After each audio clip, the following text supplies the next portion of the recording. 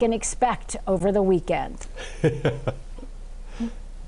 I had to put on my slippers tonight, colleague, because it is so chilly down here in the basement. So that is a good indication of how cold it is outside. These are good slippers, I'll tell you. They're nice and furry and keep my feet warm as it's a little bit of a chilly night outside. You see 37 already in the bottom corner of your screen. Live Viper radar scanning the skies like we do every night. No issues outside tonight. Nothing really showing up. In fact, you'd still see Venus in the western sky this evening. ComfortWorks heating and cooling tower camera. Very quiet conditions outside, and that is part of the reason numbers have dropped pretty quickly outside, and also the reason that many of us are under a freeze warning tonight.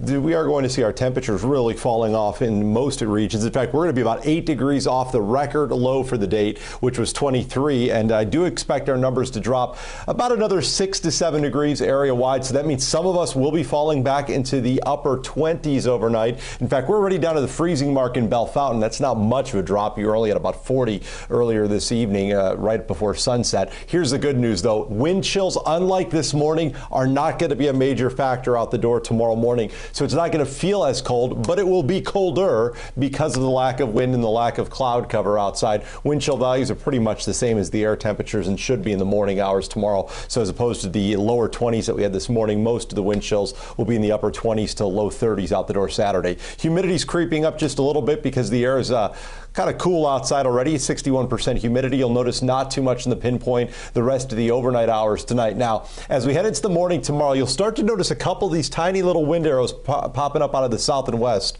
That is an indication that we are going to see a slightly warmer southwesterly wind through the day on Saturday. It's also an indication that cloud cover is going to start to move back into our area. So we'll start off with more sunshine early, a little bit more cloud cover as we progress through the day. We'll call for mixed clouds during the afternoon. And then Saturday night, you'll notice rain showers developing off towards the west in Indiana, and those will start to move in a little bit of rain shower activity for early on Easter Sunday. But it is later in the day where we could start to see more showers and thunderstorms down into the south and southwest portion of the state. Something to watch throughout the weekend, and obviously Bob and Ben will be in keeping a very close eye on that Sunday night. But it does look like the bulk of the severe weather will stay in the southern part of the United States, closer to the Gulf Coast. But we could see some moderate rain out of that Sunday night and into Monday.